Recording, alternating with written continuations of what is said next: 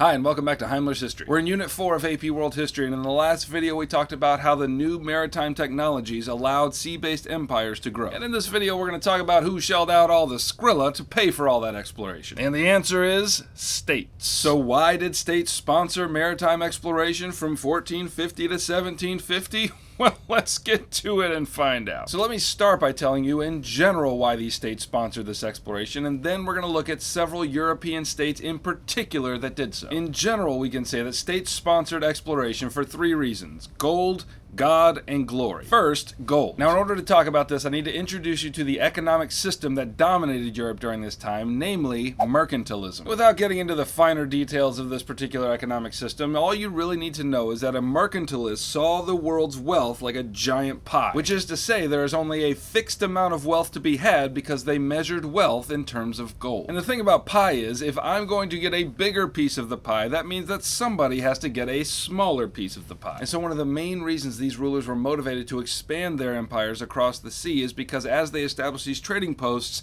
that meant more gold for their coffers. New trading posts means new wealth. The second reason they expanded is because of God. Europeans were, by and large, Christians, and since Christianity is a missionary religion, they felt it their duty to convert people from distant lands. And so there was a religious impulse in this expansion as well. And the third reason for expansion is glory. At the end of the day, nothing puts an empire's glory on display more than controlling a large empire. And as many states began to claim territory over the sea, a fierce competition grew up between all these different states to claim certain lands before the others did. And to me, this sounds like a couple of 3-year-olds sitting on the floor playing with toys. 3-year-old A picks up one of 3-year-old B's toys, and then 3-year-old B pitches a fit because he wants that toy. And when his mom bends down to 3-year-old B and says, "But you haven't played with that toy in a year. You don't even like that toy," to which the 3-year-old responds, "No, that's my favorite toy." We all know that the kid doesn't want the toy, he just doesn't want the other kid to have the toy. Anyway, those are three of the major reasons that states began to sponsor sea-based exploration. Now, let me pause for a second and emphasize some change and some continuity. People from all over the world had always explored the seas. What's new here is the large-scale state sponsorship of such exploration. Okay, now let's turn our attention to some specific examples of this state-sponsored exploration. And I reckon we should begin with Portugal. It's hard to think of another nation whose state exploration knot was tied tighter than the Portuguese. And why is that? Well, geography for starters. As you can see here, Portugal juts right into Spain's backside, and that means they only have one way to expand, namely into the sea. And there are a couple of Portuguese explorers worth noting. First is Bartholomew Diaz. In 1488, Diaz sailed all the way around the southern tip of Africa and then returned home.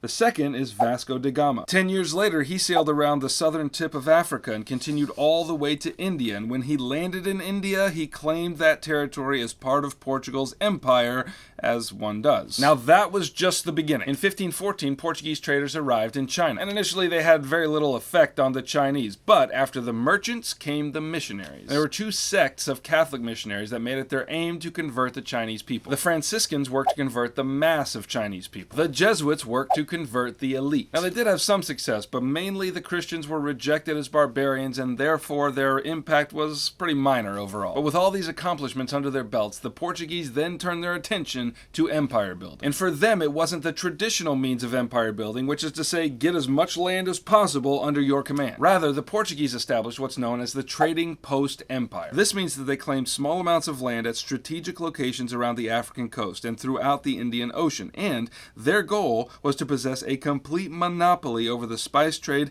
and to charge all other ships passing through the ports that they controlled. And now let's turn our attention to the backside into which Portugal is so unceremoniously jutted, which is to say, Spain. The Spanish state also sponsored lots of sea-based exploration, and two names you should know here are Ferdinand Magellan and Christopher Columbus. Magellan was the first to circumnavigate the globe by going west and then south around the tip of South America, and when he landed in the Philippines, it wasn't long before Spain annexed the network of islands and set up a significant trading post that attracted many Asian merchants. Then there's our friend Christopher Columbus. The Spanish state sponsored this guy to seek a new westward route to Asia and to look for some gold and silver to boot. Eventually, that journey journey across the sea led Columbus into contact with the Aztec and Inca empires, where he found metric buttloads of gold and silver sought by the Spanish, and that discovery made it worth the expense to keep traveling there. Now, eventually the Spanish discovered that if they enslaved the native peoples, and later Africans, and forced them into agriculture, that they could become wealthy beyond their wildest imagination. Now, of course, Columbus's contact with these peoples led to some massive changes in the world, and that's known as the Columbian Exchange, but we're going to save that for the next video. Okay, I reckon we need to talk about the English. In 1497, the English state sponsored an explorer named John Cabot. His aim was to find a northwest passage to Asia so that they didn't have to sail all the way around South America.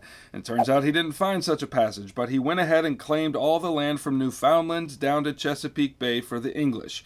And in 1607, the English established their first colony called Jamestown in the Chesapeake Bay. And, needless to say, that action had some consequences, but we'll have to save those for another video too. Alright, let's talk about the French. The French also wanted to find a northwest passage through the Americas all the way over to Asia, and when they couldn't, they went ahead and claimed part of the land, which is now Canada. And when they found out that this was a land that was rich in natural resources, they gave up on trying to find Asia. Canada would do just fine. And just 1 year after the establishment of Jamestown, the French established Quebec. But in general, the French did not establish permanent settlements like the English did. Instead, they became more interested in using these new territories as trading posts with the natives, and, as you might imagine, that meant that the French had better relations with the Native Americans. And finally, let's talk about the Dutch. In 1609, the Dutch state sent Henry Hudson to seek a northwest passage to Asia, and he found what would later be named the Hudson River, and though it didn't lead him to Asia, he went ahead and claimed the Hudson River Valley for the Dutch and called it New Amsterdam. Okay, that's what you need to know about state-sponsored maritime exploration in Unit 4. Here you can subscribe to the channel and I'll keep making videos for you. Here you can support this channel if you're feeling so inclined. And here's a video that the YouTube algorithm thinks you're gonna love. So get your clicky finger ready and do your worst. Heimler out.